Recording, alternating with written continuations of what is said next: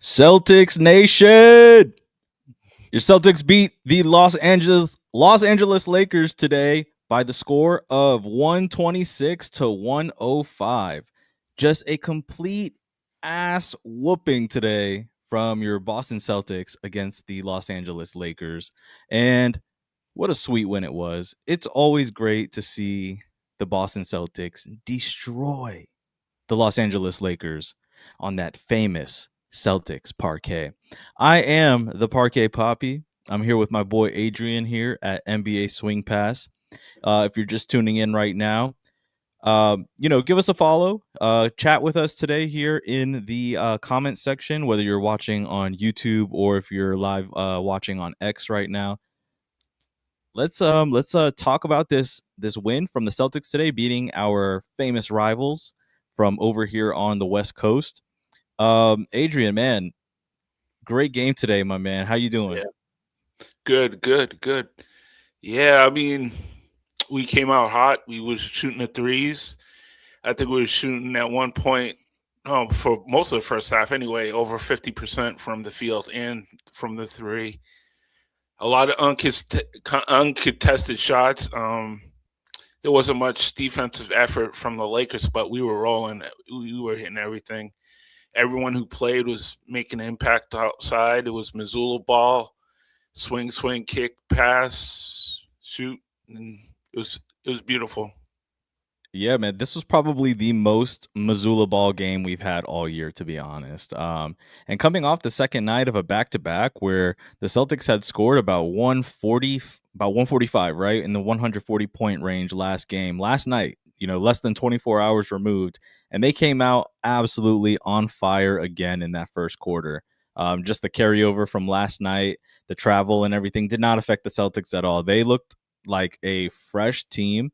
And ready to win another game off of a back to back. These guys locked in again. I believe this was the third back to back game of the season for the Celtics now, and I believe that they've won all of them. So if I'm wrong on that, my fault. But it feels like they've won all of them. Yeah. And man, just absolutely good stuff today against the Lakers, who did not have LeBron. They did not have Luka, but when you don't have those superstars that are playing for the Lakers like that, you still have to come out and you have to dominate. You can't take them lightly, especially with the game that Austin Reeves had last night, scoring 44. Today, he also was just out getting his buckets. The game was pretty much out of hand already by the time he went on a scoring tear. But he's still somebody you have to watch and make sure you take care of defensively. The Celtics absolutely did that.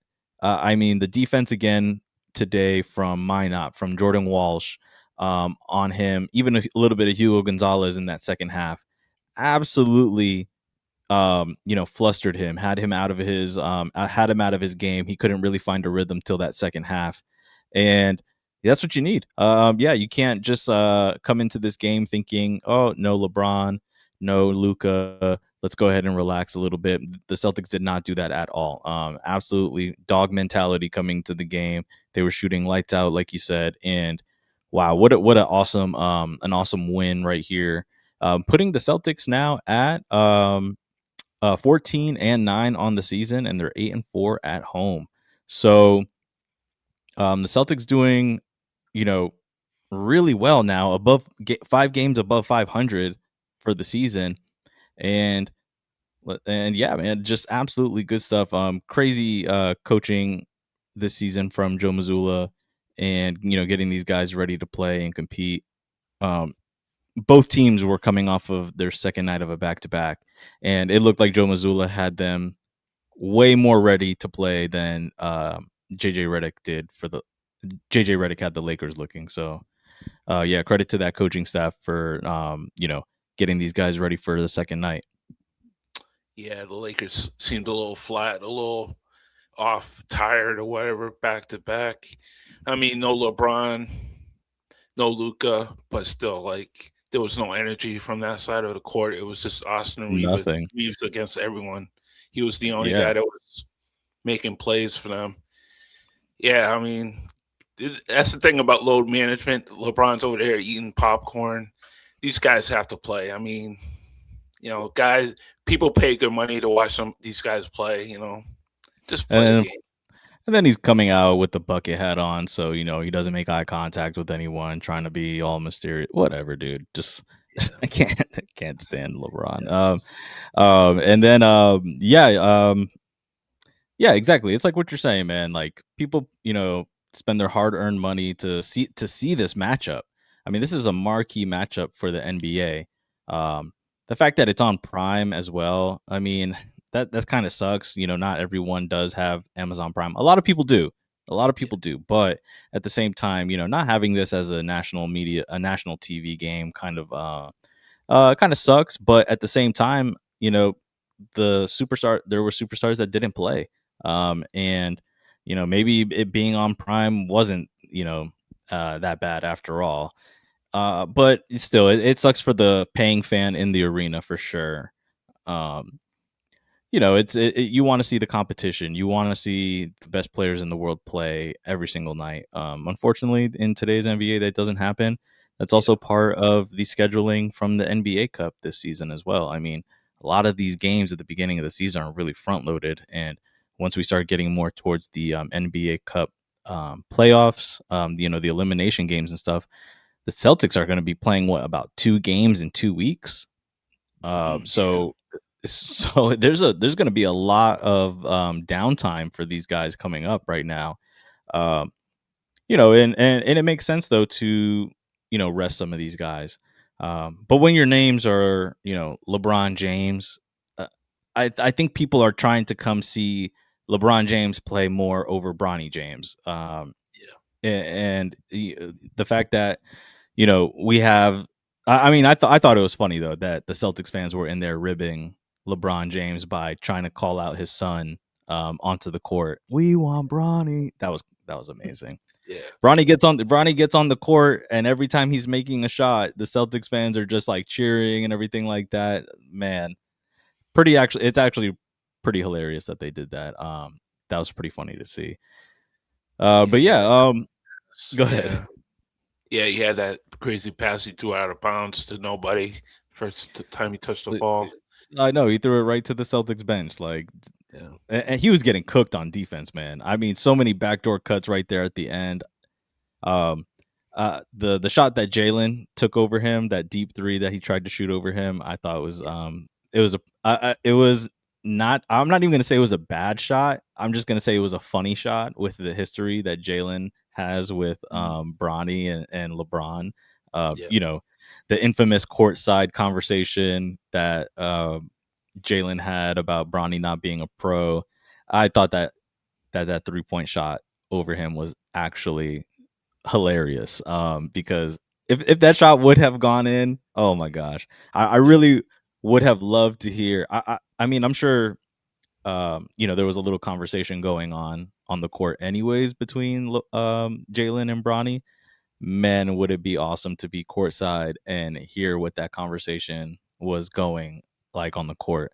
Um, you know, maybe Jalen is throwing, some little jabs in here and there at him, Yeah. on that turnover that Bronny had. Would love to be on that court to hear that and hear those guys mic'd up during that time. And I honestly think that's why Joe Mazzulla kept the starters in the game when the Lakers decided to throw their bench out there. I think Joe Mazzulla is a maniac. He loves this type of stuff. He loves the drama that goes on the court. Yeah. I have a feeling that he was probably keeping Jalen and the starters out there like, hey, you guys hear them? They're calling for Bronny. They want Bronny out there. Why don't you guys show him what real NBA players look like on the court right now? Um, Yeah. it was a great couple minutes right there at the end of the game. Yeah, JJ Redick, he pulled everyone with what, about 6 minutes to go. He went to the bench, he threw a white flag up, and Joe just hmm kept everyone in there. He had Peyton in there, he had JB, Derek. He just kept the guys in there just to add some salt to the wound, I guess. I think so. Yeah. I mean, what better way for Bronny to get some experience on the court than playing some real NBA talent? You know, LeBron is out here, documented as saying that Bronny is better than half these guys in the league, but I don't know what I saw out there was when I saw Bronny on the court. He had an opportunity to guard Peyton Pritchard, who he kind of has a little bit of size with, and can actually probably defend at a decent level. But hey, he left Pritchard open. He kept going to help defend on the ball handler at the top of the perimeter. Just leaves Peyton out there, and then Peyton gets the ball and is like, "Wait, you're not guarding me?" Shoots the ball, just drains it right in Bronny's face, and um, like it was absolutely a message from Missoula. Yeah, like you guys are putting them out there. Let's embarrass them. We've already embarrassed the Lakers this game. Let's just keep doing it. I thought it was absolutely awesome. Joe's a maniac, and yeah, he gets some props for that because that's what we want to see as Celtics fans. That's what I want to see. I want to see them embarrass the Lakers. So yeah, props to Joe for that. I absolutely had a nice, entertaining, last 6 minutes of that game watching that. Yeah, straight savage by Joe Missoula. He doesn't care. He just does whatever he wants when he wants to do it. Yeah, it was great to see. JJ Redick, you could see he was a little perplexed. He didn't know what to do, and he just threw up the white flag. And the game was over They anyway. yeah, the Lakers, they had nothing this game. You're down, one of the best, our two of the best players in the world. And I honestly still think if LeBron and Luca were in this game, I don't know. I still think the Celtics win. They were saying on the broadcast that the Lakers are last in the league for bench scoring. So I mean, our bench right now, the way they're playing, absolutely. Even with LeBron out there and Luca, whenever they would need to be subbed out, I still see our bench absolutely, taking control and doing the Yeah, little things to beat their bench by far. I mean, they had no shooting tonight from some of these guys coming off the bench, and just no shooting from the starters in general. If Austin Reeves doesn't have the game he has tonight, um, the score is lopsided, just like how it was in after that first quarter in the first half. So yeah, it was. The Celtics are playing really, really good basketball right now. I mean, it's showing. I believe within their first 11 shots of the game, they had 10 assists. So the ball was moving early. I mean, the players were finding each other and getting each other open to make these shots.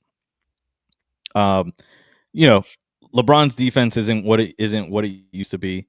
Luca's defense isn't really like that either. We've seen it before. We've seen him get dominated in the finals by Jalen and a couple of these guys that were out here tonight, like Derek White. But yeah, man, I really see like with the game that the Lakers had last night in Toronto. A very like um, uh, close win that they ended up, getting out of Toronto with, then all the travel time, going through customs, coming into Boston. It was going to be super late. I mean, they definitely didn't have the same back to back, you know, uh, travel time that the Celtics did. I'm pretty sure the Celtics were probably home by like 11:30, 12 o'clock last night and I'm sure that Lakers weren't probably getting into Boston until maybe like around 3, 4 in the morning. So, definitely that definitely changes things as far as you know how these guys were going to be prepared coming into the game today.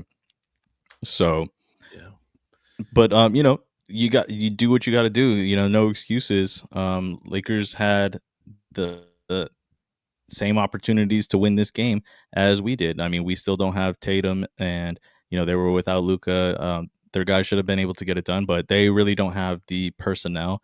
I think I've been watching Laker games this year because of my wife. She is a Laker fan, so I actually do keep up with how they're playing, and the games that I've seen, it's usually when it comes down to the tougher competition for the Lakers. It's usually they are usually struggling. These aren't really like dominant wins that the Lakers are getting for the record that they have. Um, so when I watch them play against the OKC Thunder, I mean OKC Thunder are just head and shoulders above the Lakers. It's going to be hard for anyone to beat OKC. Like that record is just and the way that they're playing right now is insane. Um, But I mean, that's what we've seen the last, 2, 3, 4 years from the Lakers. Yeah, they're getting into the playoffs and everything like that, but I don't ever really the way that they play, I don't ever really see them as true contenders. And it's it is what it is. You know what I'm saying? Like the Lakers are really good at you know, getting talent, because they spend the money, right? They are a larger market, a market that makes more money. We talked about this yesterday on yesterday's podcast, I think. And, they have the means to go out and get players, but they don't have the um what is it? The word I'm looking for. They don't have the developmental DNA that like the Celtics do. They don't develop younger talent the way that the Celtics do. The Celtics bring their guys in, they draft them young, and then they try to build them and develop them. And not it doesn't always work out, but th- the Celtics have always been a good developing team for their younger talent. And look at the guys that we have right now: Minot, Hugo Gonzalez, Jordan Walsh. These guys are all on super, super team friendly contracts with control for the next 2, 3 years. These guys are making like 2.5 million a season, 2.5 to $5 million a season right now, depending on the player. And right now it's kind of crazy that, the Lakers throw all this money out, they bring in all these acquisitions, all this talent, and they're still not a true contender. Like the way we look at true contenders in our eyes, like the OKCs, like the Golden State Warriors.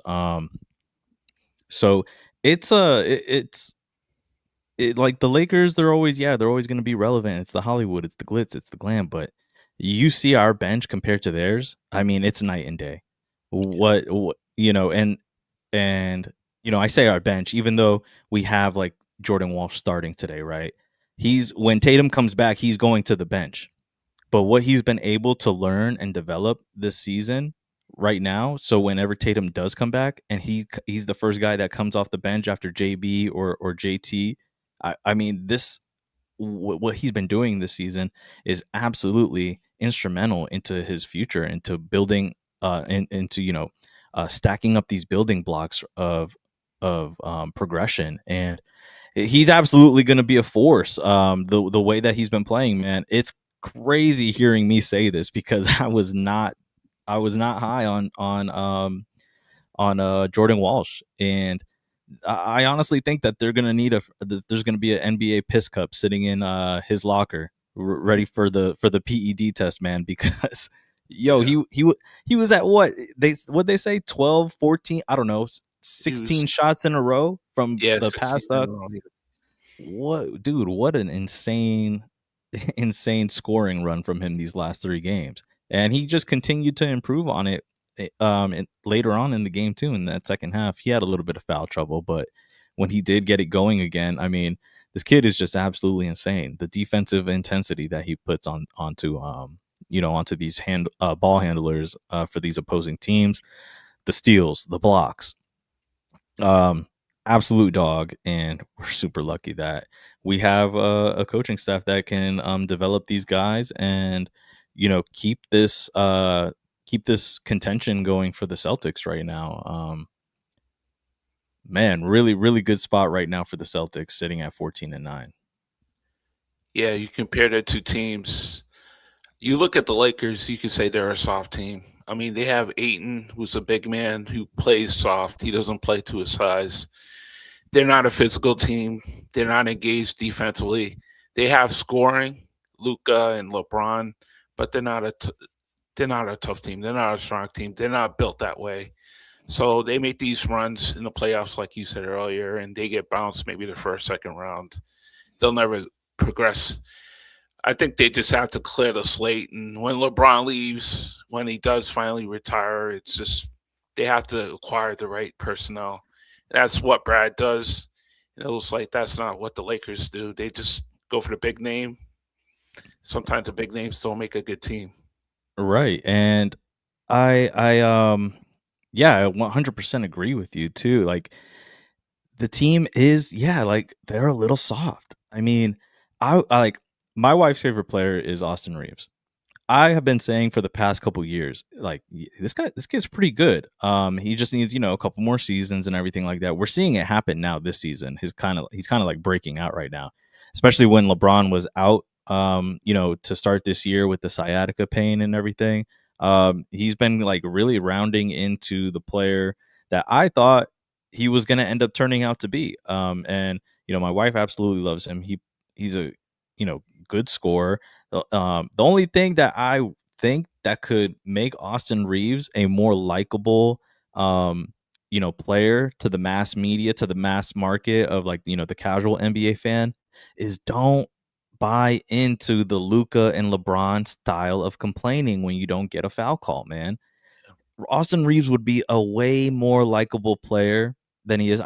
It's not like really like he cares if he's liked or not, right? Like here we are, just two guys talking about him. We're just Celtics fans that just, I'm giving him his respect, right? But at the same time, I would respect him more if he didn't do that. I feel like he would absolutely win over a lot of fans in this league if he didn't do, um, you know, he I wouldn't call him like a foul baiter. He kind of is a little bit, but he's like learning that. He's like learning from veterans like LeBron and Luca. I like fine, go ahead if that's like how you want to play. If you want to play your hoops like that, like a little like on borderline unethical, whatever, that's fine. But man, I wish just more than anything he didn't resort to the like yelling at the refs, complaining like Luca and stuff like that because he could once LeBron does leave, it's going to be the Luca and Reeves show, Yeah. and that's the fact. Like this is going to be Luca's and Austin Reeves' team when LeBron is gone, and I'm pretty sure the Lakers are really waiting for that day, for that decision. Like, hey, like, because once LeBron does make that decision, then the team building process for those two guys that they're gonna want to build around for like Luca and Austin Reeves can start to begin. But right now, with LeBron being there, they really they don't know um, what that next step is going to be until he leaves. Because then they can see because yeah, I don't really have to go into it that much more, but they need him gone. I feel like they want him gone, and it's going to only benefit the Lakers once that happens, especially with the new ownership that they have. And yeah, it'll just make the league better for everyone, especially Celtics fans too. I cannot wait until LeBron retires. Yeah. Yeah, they need to stockpile some good draft picks too. They haven't had many draft picks. They've traded a lot of them away with recent trades. They don't have the young influx of talent on their N- roster. That's no, another. yeah, they don't. That's the thing too. Like they don't team build unless it's like the big superstar that they spend the boatload of money on. And then they got to try to find pieces to put around them. They're scrounging for pieces now to put around these guys they after they sign these big name players. And I mean, where would this Lakers team be right now if Rob Pelinka doesn't somehow snake his way into getting Luka Doncic off the Dallas Mavericks? I, Mhm. I mean, Rob Pelinka was not having a good track record of talent acquisition until that happened. Until he was gifted from the NBA gods, the one of the best players in the league, the best offensive players in the league. Like he had guys like he was making signings like Russell Westbrook Yeah. for the team. I mean, uh, LeBron absolutely hated it after it happened. There's the rumors that LeBron was wanted his boy Russ on the team, and then when it happened, it was absolutely a disaster for them. It was not good. I mean, the vibes in that clubhouse were absolutely putrid, and there was times where people were calling for Rob Palinka's job. I mean, the only reason why the Lakers are relevant right now with LeBron going out, almost, 1 foot out the door is because of that crazy snake trade that I don't understand how that happened behind the scenes. and the Dallas Mavericks get absolutely screwed over with their organization. I mean, they did it to themselves. They approved the trade, right? But at the same time, how does that happen? How do the Lakers get away with something like that after Pelinka is almost jobless, with the job that he was performing? Yeah, And then Jeannie Buss, she's just like, oh shoot, like we just got the best, star out here. And then she's like, yeah, I want to sell my majority stake in the team. And then the brothers get fired. Like, yeah, I'm like, who runs this organization? And like, I don't understand it, man. Uh, yeah, um, just absolutely, yeah, I just don't understand it. And it's so nice to see all that stuff going on. And then there was the investigation going on with the LeBron's homie betting on games and stuff like that. The Lakers are kind of caught up in that situation right now a little bit, um, with the gambling FBI investigation. It feels so good, so good to see the Celtics get a dub on that team when it's just a bunch of frauds, man. Oh, can't stand the Lakers. yeah. It's a good win. It's that rivalry's long gone. I don't want to say long gone, but it's not the same. It's not like the '90s and the early 2000s or even the '80s Celtics Lakers rivalries, but it's still a Yeah, rivalry in a sense. it, But it's there's only no, go ahead. it's just LeBron. I still don't consider LeBron a true Laker, even though Right, he's wears a jersey. He right. sort of went to the team that offered him the most. Yes. So It, yeah, we don't really have a rivalry like that with the Lakers anymore. There's only a rivalry with LeBron right now. You know what I'm saying? There's still the rivalry with LeBron because of what he did when we kicked him off the Cavaliers, sent him to the Heat. He comes back and then he ends the Big Three run with Miami. That's where the rivalry lies. It's not even like like a true Celtics homegrown talent rivalry like it was with Magic Johnson, Larry Bird. Two players that were drafted on their respective teams going at it for titles, right? We're gonna get close to that kind of rivalry when Tatum comes back and Luka's on the team, LeBron's gone, and everything like that. But it's not really a classic Lakers Celtics rivalry where Tatum was drafted by the Celtics and Luka is drafted by the Lakers. It's not like that. It's just like it's like a fabricated store bought rivalry that the Lakers have bought into. Like they've bought the rivalry. Like if LeBron's not on the Lakers, if Luka's not on the Lakers, the Celtics are dominating in the in the Eastern Conference still. The Lakers are not even sniffing finals, just like how they aren't right now. And it's the only reason why this rivalry is being propped up is because of the past with LeBron. Now Luka is on the team after losing with Dallas to the Celtics in the finals. And that's it. It's not a real rivalry. If we do happen to see the Lakers in the finals, within this next last half of the decade, mm, um, maybe the rivalry is back on. If Tatum and Luka see each other in the finals once again, I don't see that happening though. Not anytime soon. More so from the Lakers than the Celtics because the Celtics have proven this last half decade that they can get to the Eastern Conference Finals. They can get to the finals and they lost one, they won one. But two finals in the past last half decade. I mean that's saying something. When was the last time that the Lakers got to the finals besides the bubble, where they were afforded 3 months of rest before they had to before their older players had to go in and report? Yeah, people are gonna say it was harder to play in there. I don't buy that. I don't buy it at all. You can't beat the atmosphere of an arena, especially when you have home court. When you're the team in the finals that has home court advantage, and they want to win, and the fans want a championship. You can't compare it. If the Celtics were had made it into the finals in the bubble and everything like that, and they won, I'm also still thinking like, yeah, like it was probably a little bit easier to win. But I mean, that's just my opinion, though.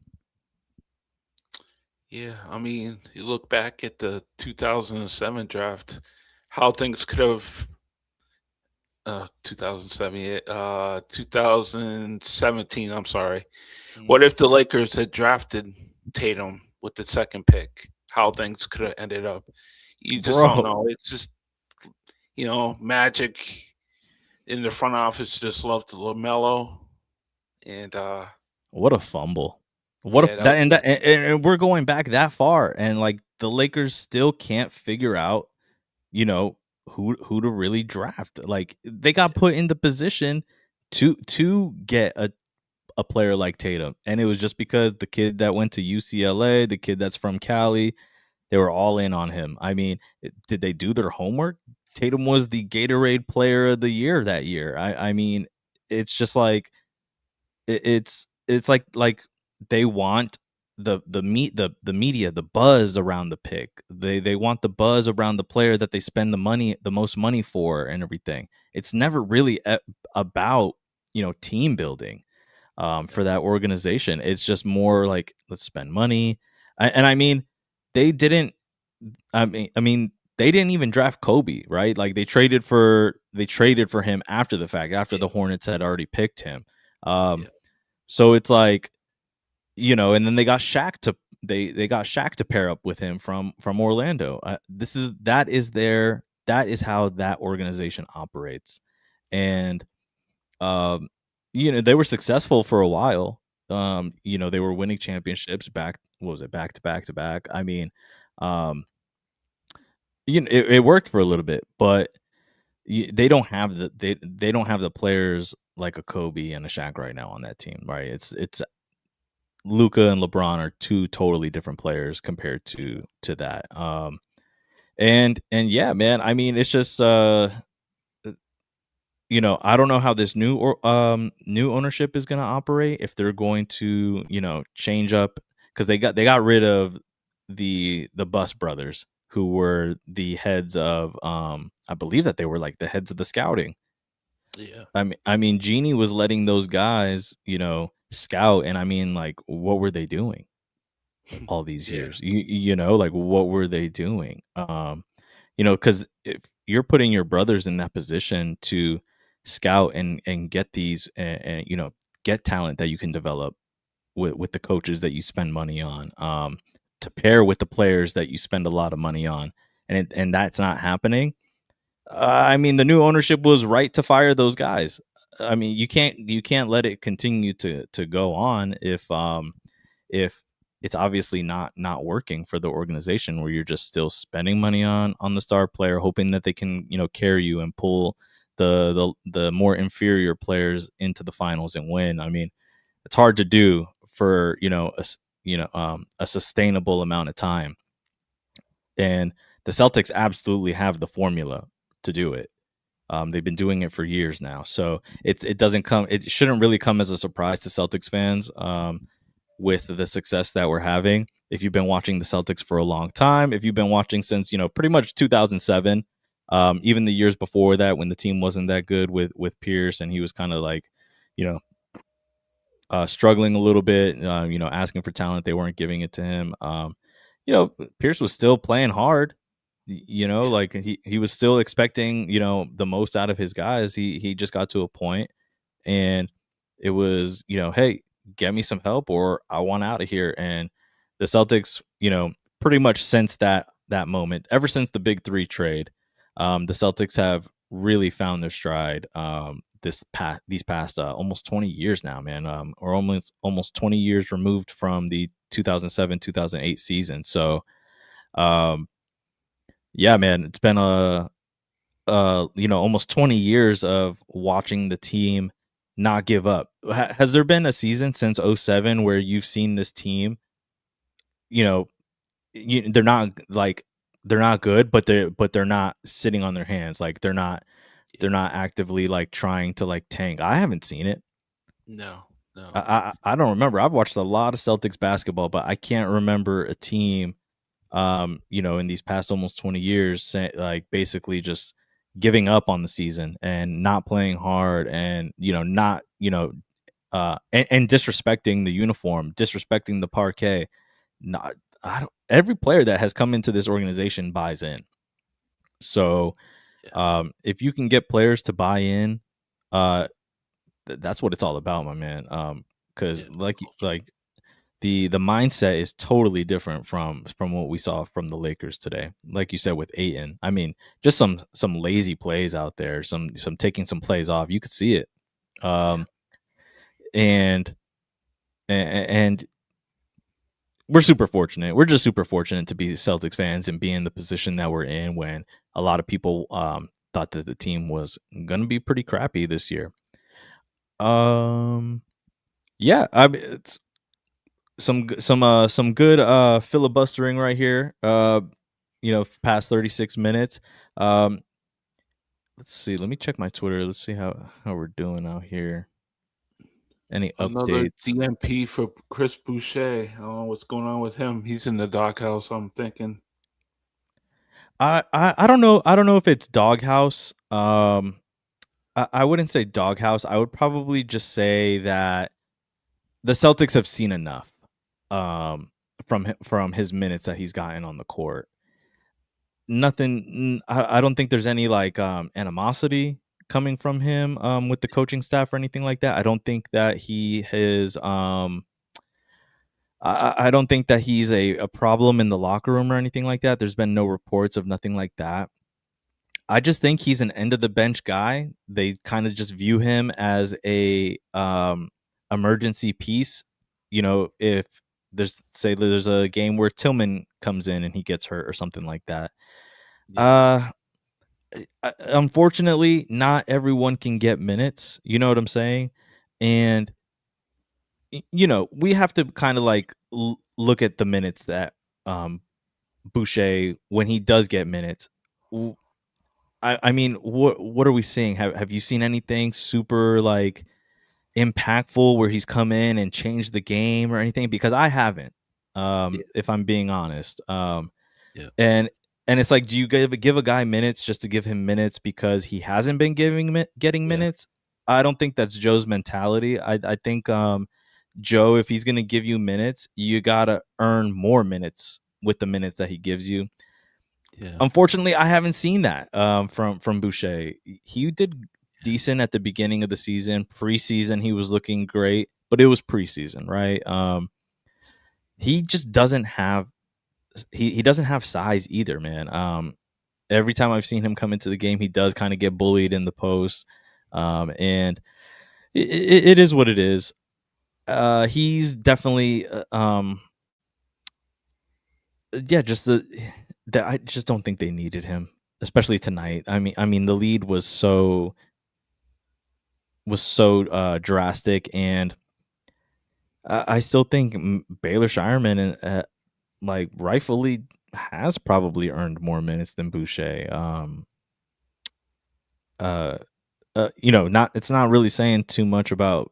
I mean, Baylor doesn't really do the most, but still see more playmaking from him than I think that you would get out of Boucher. I don't see Boucher as like a playmaker. Yeah. When he comes out onto the court, he really like he really falls into the traps of a lot of other Celtics reserves when they come into the game. He's trying to get his shots up to prove something. Not really taking his time with it. Kind of just like, oh, I see the hoop. Let me try to get the ball in the basket. So Yeah. it is what it is. Maybe it turns around for him. Maybe un, not hoping for any injuries or anything like that. But say if someone does get injured and they need him in a pinch, that he comes in and can, prove himself. Yeah. I think if Joe didn't trust him or anything right now, he we might have been already hearing about trades. Yeah. So Yeah. Yeah, I just anticipated him getting some minutes just because it was a blowout. Like you said, he's probably not showing enough for practice. That's where you're gonna earn your minutes. So mhm. if he's not showing in practice, Joe's not gonna trust him enough to put him in the game. Maybe that's all it comes down to. That simple. I think so. I think Joe has seen enough, and like you said, he's probably seen enough. He's probably seen, enough in practice as well. That yeah, maybe he's fine with just having him, as an emergency only use case because uh we don't want to we don't want to put him on the court and then he does get injured and there goes your backup, right? So Yeah. your backup. But yeah, we can let's take a look at these box scores right here before we do that. If you are tuned in right now, hit us up in the comments. Let us get your thoughts on what you saw in this game today from the Celtics versus Lakers. We are currently live streaming on YouTube and on Twitter, aka X. You can follow the Dynasty Proud podcast at Dynasty Proud 18. You can follow the Boston Sports Entertainment Network as well at BSEN_617. Follow me too. Follow my boy Adrian, NBA Swing Pass, and I'm the Parquet Poppy. Let's go ahead and take a look at this box score right now. Oop, my bad, Adrian. Hold up. I lost you. There we go. All right. So right here, Namias Keita today, 26 minutes, 10 points, 5 of 8 shooting, and he had 6 rebounds to go along with that today.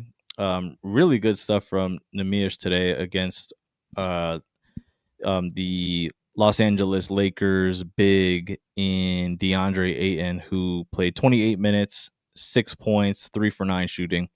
He was not good. A lot of these guys that were shooting for the Lakers today were not good, and really, really helped the Celtics build that lead in that first quarter.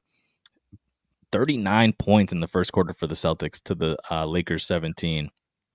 Absolutely just came out and started dominating right from tip. Derek White, 30 minutes, 19 points, 7 of 14 from the field, 5 of 10 from 3, 6 assists, 5 rebounds, and a block from Derek. Just vintage Derek White game. Yeah. What you can expect from him. Jalen today, 10 to 22, 34 minutes, 30 points. Solid Jalen game today.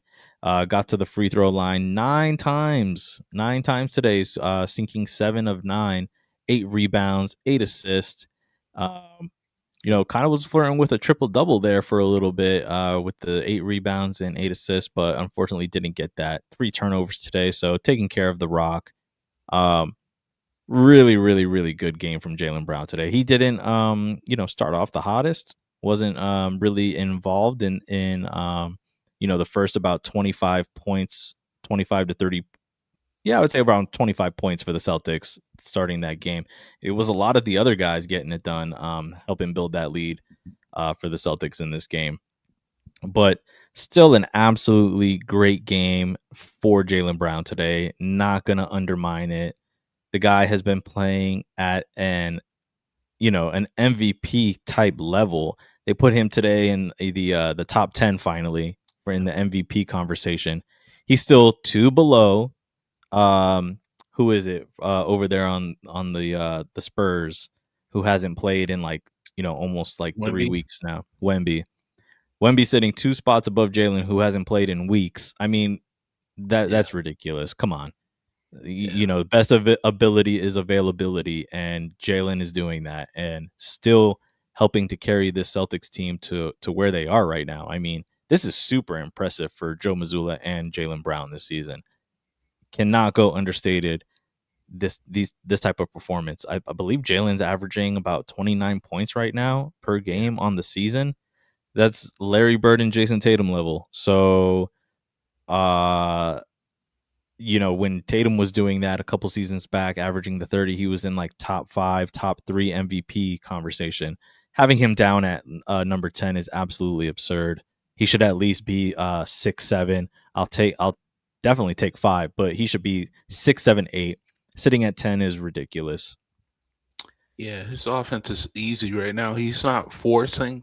Sometimes he'll occasionally pull up and take a quick three or something, but a lot of transition, a lot of mid-range game. Take it to the basket. His game is complete right now. It It is. looks easy to it looks easy for him right now, just putting the It ball in the basket. Yeah, it does. He has the most mid-range shot makes, out of any player on the season.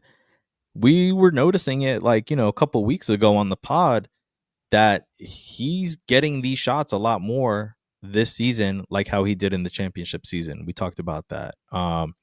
And it's, we see it. We watch these games every night. He's taking mid-range shots like he's DeMar DeRozan, man. Like DeRozan was a really, really solid mid-range shooter, and Jaylen Brown doing that again this season. Um, Man, Tatum comes back. He keeps that in his repertoire. The Celtics are going to contend. The Celtics can contend with this team. Um, Jalen is if Jalen is doing what he's doing when Tatum comes back, and Tatum finds his rhythm, and they both can get this going. Wow, and with the way Jordan Walsh is playing as well, Yeah, and some of the other guys like Minot, come on, man. Um, yeah. this is a team that can make some noise in the playoffs for sure. Yeah, especially in the East. I mean, we've already Oh yeah. beaten Detroit, we've beaten New York, we've Hmm. beaten Cleveland. This conference isn't that tough compares to the West. We're right there in the middle of it. We stack some wins. Some teams, start losing a few games here and there. We climb up the standings. Who Hmm. knows? And the Celtics, they've been battle tested in the playoffs before. They've run through gauntlets, especially that 2022 season. The Miami Heat, the Milwaukee Bucks. We've had some absolutely classic series with some of these guys that are still on the team right now, and they're not scared of anyone. They don't back down to anyone, and that's what comes with the experience of playing in the playoffs, playing competitive basketball all year round, and that only helps. It only helps. There's teams that are going to go into this playoffs this year that they haven't gotten too much playoff experience in years past. They don't know what to expect, or how to react when the pressure is put on. The Celtics can put that pressure on a team. For sure, the Celtics can do that. And the Celtics can also be put under pressure and crack as well. We've seen it this season as well. I'm not saying that the Celtics are, um, going to, sweep some teams in the playoffs. Absolutely not. I mean, I can definitely see the Celtics going to into multiple 7-game series in the playoffs. So it won't be easy by any means, but it will be competitive. It will be good basketball. That's what I know for sure. Peyton Pritchard today, 30 minutes, 15 points, 6 to 13, 3-7 from the 3-point line, 6 assists. And all these guys were like super solid in their plus minuses today. I mean, you know, there wasn't really a time where the Lakers were making it scary and going on a run where that was affecting. But all these guys +8, +19, +12, +15, and then Jordan Walsh with the team high +28. Gosh, man, I want to go back and I want to watch these Jordan Walsh highlights from this game. Yeah, The last couple games, actually, this guy has just been absolutely dominating, beasting, finding that spark that he's been looking for, since he's been on the Celtics. 26 minutes, 17 points, 6 of shooting from the field, 4 of 5 from 3, 4 rebounds, 1 assist, a steal, 2 blocks. Come on, man. This kid was absolutely a dog today, in the past couple of weeks, actually. Just what we're getting out of Jordan Walsh when we've needed it, with Tatum being out, cannot. I mean, it's just absolutely crucial to the team's success right now. yeah, just the way he's scoring too. They're not running plays for him, so he's getting rebounds, offensive rebounds, open threes, transition points. Just hustle plays. That's how he's scoring. That's how he's impacting the game, And and he that's more impressive to watch actually. I think so too. And the shot right now from the 3-point line, I mean, just all his shooting right now. He's shooting this ball with confidence, man. I'm not seeing any hesitation from him. A couple seasons ago, if he was on the court and they put him in the corner to shoot a three and he would shoot it, I mean, he Joe Mazzulla was taking him off the court like Yeah, immediately. He was giving him no time. That was Jordan Walsh's job at the time. If he was on the court, it was to defend if he could. I mean, he was still, still trying to find his legs and stuff in the NBA. I mean, he was still 19 a couple seasons ago, yeah, 19, 20 years old. So I mean, like he's still getting his legs wet in the NBA. But his job to go in there was to go in there, stand in the corner. When the ball gets past you, you take the 3-point shot. yeah, And he was doing it at times. He was shooting the ball at times, but he would hesitate a lot. And Joe would be like, "Get out of here, bro! Like if you're gonna sit on the bench. If you're not taking the shot, just sit on the bench. I'm gonna find someone else to do it." Now, whenever he's getting that 3-point shot opportunity, this kid is taking it with confidence. And 4 of 5 today from the 3-point line. I mean, just yeah, stroking it. Just really really good stuff. And I had gotten into like a conversation with another Celtic fan a couple seasons ago and they were basically saying like this is ridiculous that Joe isn't playing him and stuff. And I'm just like I had to tell the guy, I'm like, his job is to make the 3-point shot. This is Missoula ball. yeah, If he's not taking the shot, if he's hesitating to shoot, he's going to the bench, unfortunately. And that's what happened to him. yeah, um Now with Tatum out, the opportunities are here for him to get minutes and to shoot the ball, to play defense, but you have to shoot the ball also. Because what we're seeing from another young guy on the team, Hugo, he's still kind of like hesitant to take his shot too. Now, hmm, he's only 19 years old, yeah, and he's had more experience. He's been a professional a little bit longer, but you know, it just happens. I think with these young guys, they get on the court, they get the ball, and then it's like, oh, eh, do they want do I have to shoot? It's like yes, shoot the ball. That's why we're passing it to you when you're open. Shoot it. But you see with the young guys, like they do they hesitate a little bit because sometimes I think it's a shock that they find the ball in their hand. yeah, So yeah, right now seeing him shoot the ball with confidence, he's making it. They're going in. I mean, that is what we need. We need the confidence from these guys is you know shooting up right now. It's going through the roof, and that is exactly what you need. And he wasn't known for being a shooter. I don't think he really still is known for being a shooter. He is more known for his defense, but you got to have that shooter shoot mentality if they're giving you the rock and trusting you with it with the minutes that you're getting. yeah. We just have to get Simons into that mentality. He hesitates. He's Hmm. thinking too much out there. He's dribbling out the shot clock. Hmm. He's not playing free, and that's why I noticed when I watch him play, he's not just playing free. He's thinking, he's hesitating, he's not sure of himself. He's good enough scorer, just let it fly. I mean, Yeah. I don't know. Um.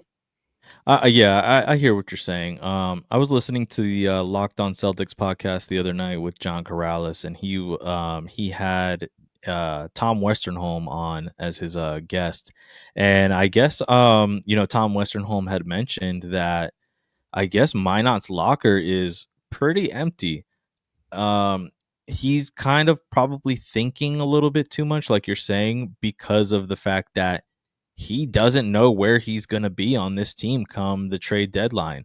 I mean, if the guy doesn't even have his locker room, with his locker filled with his stuff, I Yeah, mean, there's like kind of like probably a little bit of a disconnect there then from your teammates and stuff. yeah, You don't know because you don't know what the organization's thoughts on you are. So when he comes into the games and stuff, he kind of probably feels like, okay, am I playing to be traded or am I playing to stay?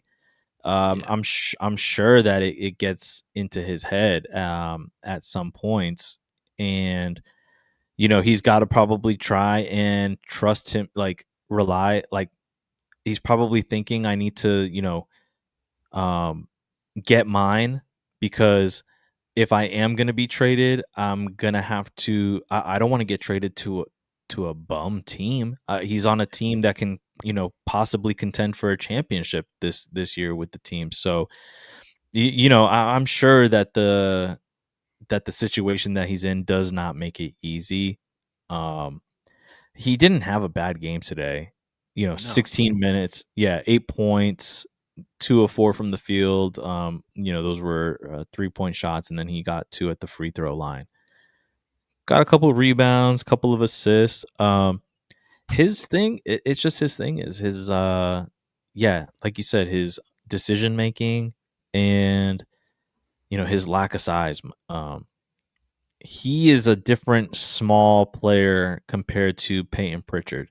Yeah. Peyton Pritchard knows how to get low, back down a defender into that paint area to, get a nice little fadeaway 2-point shot off. Anthony Simons is a way different player. He wants to be more of a shifty step back kind of shooter, drive to the rim, but Yeah. man, a lot of his shots get stuffed right at the rim. He just doesn't have the size to separate, kind of like how Peyton Pritchard does. That's why Peyton Pritchard is so successful when he gets down there in that paint area, because he is able to use his, his husky, kind of like little short huskiness to get a defender off of him. Simons Yeah. does not have that ability at all. He is going to try to be shifty, get around the defender, go up for a layup. But usually, because of his lack of size, the defender is reaching over behind him, blocking his shot at the glass and at the rim. So, um, yeah, he's just a way different player for his size, because he doesn't do the things like, it's not like Peyton Pritchard is getting into the paint and taking trying to make these shots because he wants to. It's what the coaching and the game plan has been set up for him. It's what the coaches are doing to put Peyton Pritchard in a position to succeed and get his points and get his buckets. It is it's hard to. I feel like it's an adjustment for the coaching to try to figure out, all right, now how are we going to figure out how to get it to get Minot and I mean, not Minot, Simons in his spots Yeah. to succeed and get these buckets. We see him attempting at the rim. All right, he's going for it. He's getting by defenders, but they catch up to him. I don't know what it is, man. I don't know. And now with the rumors of him being in talks for Zubac to possibly come over, it's probably another reason why his locker is kind of like empty, because Yeah. he's probably expecting he's not going to be on the team. Yeah. So he's in a tough spot. He's in a tough spot for sure. But yeah, we had a. Oops, sorry, did it again. But yeah, we had some other guys show up today as well. Sam Hauser today with 12 points. I think this is probably his like best scoring night in a while. Yeah. Um, hit all of his shots from the 3-point line today. Yeah, decent minutes from Hauser today, because when the Lakers had cut it to about 15 points, Hauser was there to hit a couple shots to get that lead back up, which we really really needed. Xavier Tillman came into the game for a little bit, 3 minutes, nothing really there. Yeah. Josh Minot, 23 minutes, 6 points. Both of his shots came from the 3-point line. And Minot, man, he came in and was defending great as well. He got put on Reeves a couple times and absolutely made it hard for Austin Reeves today. He was a plus Yeah. 21, 3 assists, and he's also shooting the 3-point ball at a ridiculous rate right now too. Over 40% right now from Josh Minot on the season. Wow. Shooting from 3. I said that to my wife. She's like, "Is that good?" I'm like, "That's exceptional." I'm like, "That is more than good right now, especially for this team when we need some shooting." Uh, yeah, man, it's crazy because Minot's shot was looking really crazy at the start of this year, and he's found his stroke. He's found his stroke right now. Eventually he's going to come back to earth, right? He's going to come come falling back down. Every player does. Um, but for him to be making these shots right now has been helping the Celtics tremendously, tremendously. A couple minutes from Amari Williams, nothing. Luka Garza, some garbage time minutes, nothing there. Simons, we already talked about. Shireman, 15 minutes, 3 points. He made that shot, and then we all got a little hyped up from him, like, oh shoot, all right, yeah, that was a great shot right there. And then he kind of fell off right after that, made some bad plays after. Hugo Gonzalez didn't get inserted until later on in this game. 8 minutes, 4 points, 2 for 2, and 4 turnovers. But he came in. He came in late. It was garbage time, and game was Yeah. pretty much secured. So yeah, that's pretty much it for the box score, and that's yeah, man. Just overall, good game today from the Celtics. It's always a great when you beat your rival, and yeah, man. I don't really have nothing else much to say. If you got anything else, Yeah, I mean, who's the next? Who do we have next on the schedule coming up? let's see. So right now, the Celtics are going to be playing.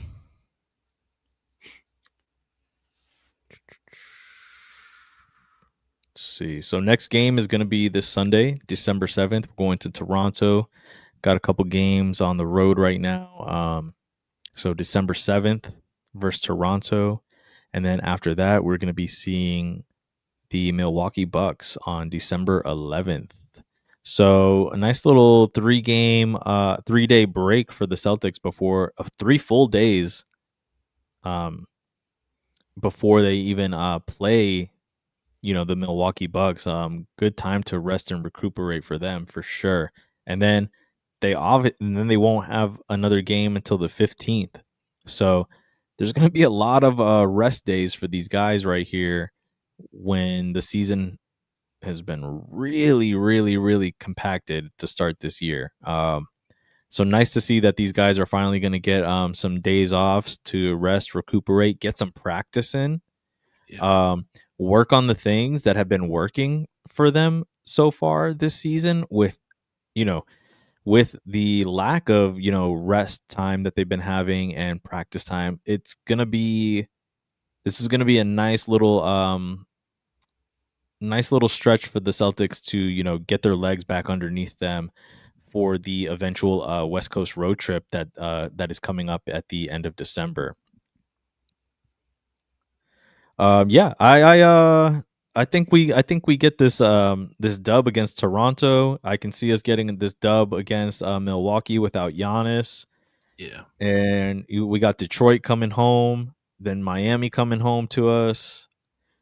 Two good teams right there. So a couple of games in a row where these should be wins for the Celtics, followed by a couple of games where a little bit more of some competitive teams come into TD Garden. If the Celtics can win these next two on the road, and you got Detroit coming to TD Garden, the vibes are going to be electric, especially after the last game they won versus Detroit. I can definitely see the TD Garden being juiced up against the Detroit Pistons and the Miami Heat for sure. Um, got to keep those vibes going. Got to keep the fans engaged and as your extra man on the court to help you win these games. So yeah, man.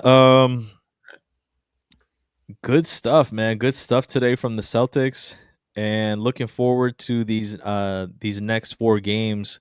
Hopefully, the Celtics can keep this momentum going, man. Love to see that the record is now 14-9, 5 games above 500 after starting the season 0-3. Um, yeah, other than yeah. that, my man, yeah, go ahead. Yeah, we're doing a good job on rebounding. I mean, that was the Achilles heel at the Oh, beginning of the year. We were questioning whether they were good enough to rebound. Nobody's talking about the rebounding right now, and that's yeah, gotten better, and it's equated to some more wins here. yeah. Let's talk about that. Today, the Celtics had 39 rebounds today. to the Lakers 35. So 14 of those. Sorry, no, wrong one. I'm looking at offensive rebounds. So we had 9 to their 10. I mean, we lost that one, but that's okay. Yeah. 30 defensive rebounds. They had 25. But yeah, the rebounding was great today. The Celtics shot 24 of 45 from the 3-point line today. So 53% shooting from the 3. Um, we've been seeing their remember how we saw at like the beginning of the season, their 3-point shooting went kind of like on a slow like decline. We were starting to see like 30 attempts a game, slowed down for them a lot. But Yeah.